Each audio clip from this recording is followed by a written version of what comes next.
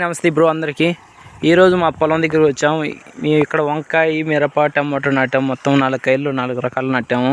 ఇక్కడ వరి ఉంది, ఒక 1 ఎకరా వేసినాము. బోర్ దగ్గర ఉన్నాం.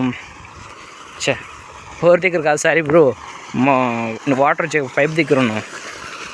ఇక్కడ వాటర్ వస్తున్నాయి. పైప్ కూడా వైదిపోయింది మాది ఎండకు.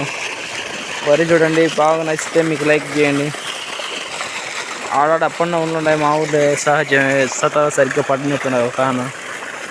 ఇది మా చేను వ్యవసాయం, మా చింతరాజుపల్లి. వంకాయ నాటాము చూడండి. వంకాయ మాత్రం బాగున్నది. ఇది జస్ట్ 4 days అయితే వంకాయ నాటినప్పటి నుంచి వర్షం ఒకటే పడుతూనే ఉంది. టమాటో అయితే మొత్తం కుళ్ళిపోయింది. అది కూడా చూపిస్తా చూడండి మీకు. ఈ వంకాయ బాగానే ఉంది ప్రస్తుతానికి అయితే. ఫ్యూచర్లో ఎట్టుంటుందో మరి తెలియదు. ఈ వర్షం వల్ల మొత్తం గడ్డి పడుతుంది. గడ్డి వేయాల. ఇక్కడ మాత్రం నారు తక్కువ వచ్చిందని నారు చెప్పినా ఇంకా రాళ్ళ నారు నాటాల మళ్ళీ 4-5 రోజుల్లో. ఇది మిరపకు ఏంటంటూ చెట్లు కొన్ని తినేస్తున్నాయి. ఏం తింటున్నాయి అర్థం కాల. మీకు తెలిసే చెప్పండి. చూడండి, మిరప మాత్రం బాగానే ఉంది. పర్వాలేదు. మిరప కూడా చూపిస్తా చూడండి. కొన్ని చెట్లు తినేస్తున్నాయి. తింటున్నాయి. ఇక్కడ లేదు చెట్టు ఈ ప్లేస్లో. ఇక్కడ చూడండి, వాడిపోతున్నది. మళ్ళీ ఎందుకు వల్ల అవుతుందో ఏం కత్తో అర్థం కాల. మిరప వరకు టమాటా చూస్తే చాలా బాధ వచ్చింది. చూడండి, ఇక్కడ చెట్టు తినేసినాయి మరి. ఇలా ఉండాలి కదా చెట్టు. ఇక్కడ చూడండి, చెట్టు వాడిపోతున్నది ఎందుకు.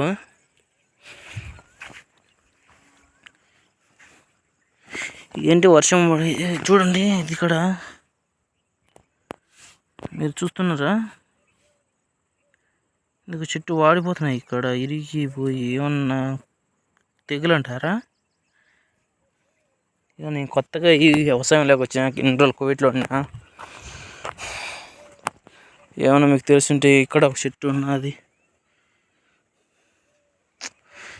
ఇది కూడా మళ్ళీ అన్ని చెట్లకు వస్తున్నాయి ఇలాగా. ఈ టమాటో అయితే చాలా ఘోరం. మాకు బాధేస్తున్నది.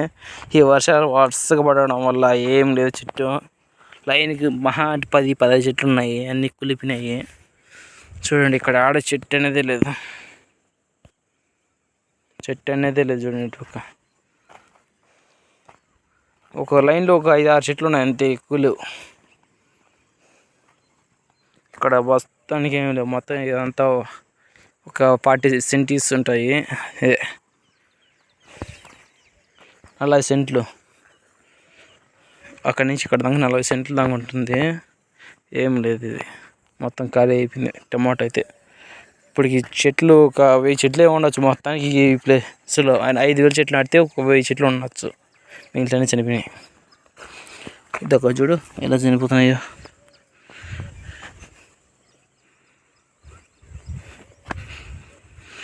ఇక్కడ చెట్టు అనేదే లేదు. మళ్ళీ